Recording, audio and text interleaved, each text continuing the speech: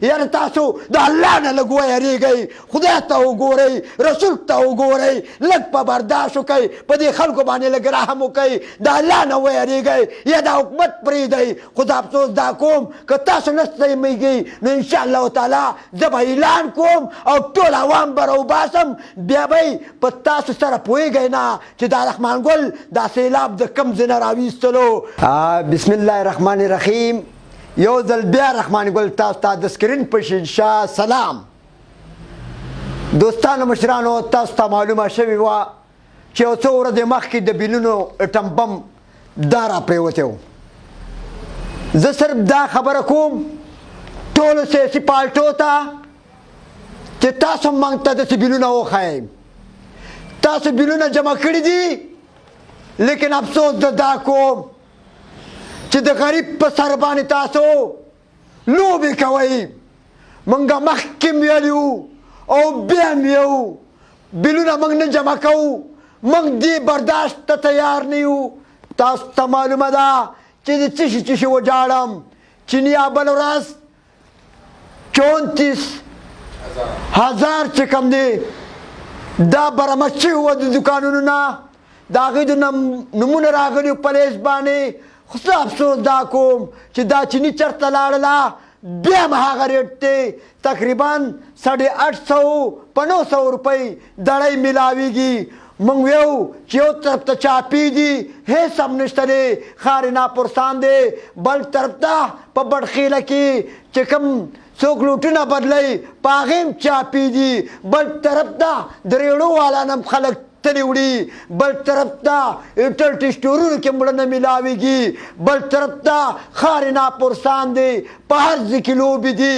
په هسپتال کې چې کوم دی په شناختي کارت باندې به هغه پرچه میلاویږي، چا سره به وي او چا سره به نه وي. موږ افسوس دا کوو چا ته وجاړو. زموږ د ژړا هغه کردار هم ختم شوی دی. بېګا مې لیدو یو بل اټم بم راولیدلی دی، هغه چې کوم دی د پیټرولو په ډیزلو راولیدلی دی. نن بازار ته چې راووتم چې ګورم هېڅ ګاډي نشته دی، خیر ناپرسان دی. خو افسوس دا کوم ګاډي به هم په کور کې ودروئ، سایکلې به بیا راوځي، په سایکلو به ګرځئ. زه خو افسوس دا کوم دا نګران حکومت و، دا بالکل ناکامه حکومت دی. موږ دا نه برداشت کولی شو. هغه زاړه ګیدړان هغه خو خو دا نوي ګیدړان چې راغله هغه ته دې کپنې وباسي، په کونه ورله موږی منډي. زه افسوس دا کوم چې دا ولې داسې کېږي. زمونږ چې کومې محکمې چې کوم دي سترګې پټې کړي دي، خو بیا ما مو مجبوره کوئ چې میدان ته راوځم. انشاءالله تعالی تاسو ته زه دا وینا کوم چې د غریب سره لوبې مه کوئ، غریب باندې رحم وکئ، په غریب باندې لاس راکاږئ. ځکه چې دې غریب نه تاسو اوټ واخیستو، دې کرسۍ ته لاړلی، په هغې کې دا خبره راغله چې زما بجلي ما نه په 1 روپۍ وینه ټنۍ، ما باندې په 65 خرڅې. دا د شرم مقام دی. ما بل ورځ هم دا خبره کړې وه چې د بډخیلو خلکو، د ملکن عیور مسلمانانو زه به بیا ډیډلاین ورکوم. په ظفر پارک کې به انشاءالله یو عظیم الشانه جلسه به زه کوم. هغه به چې کوم دی د دې مهنګۍ خلاف پی، د دې بجلۍ د بیلونو خلاف پی، د دې چې کوم دی بیا درته اپیل کوم چې کونډې ولګوئ، سریانې ولګوئ، میټرې په کور کې کېدی. موږ بالکل دا نه منو. دا ټوټ بوټ د دې وابډا ظالمانه دا لوډ شیډنګ هم نه منو.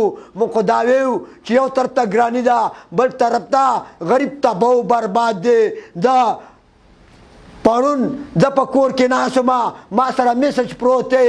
زما په کلي کې یو 2 زنانه وي او هغې چې کوم دی میړه مړ شوی و.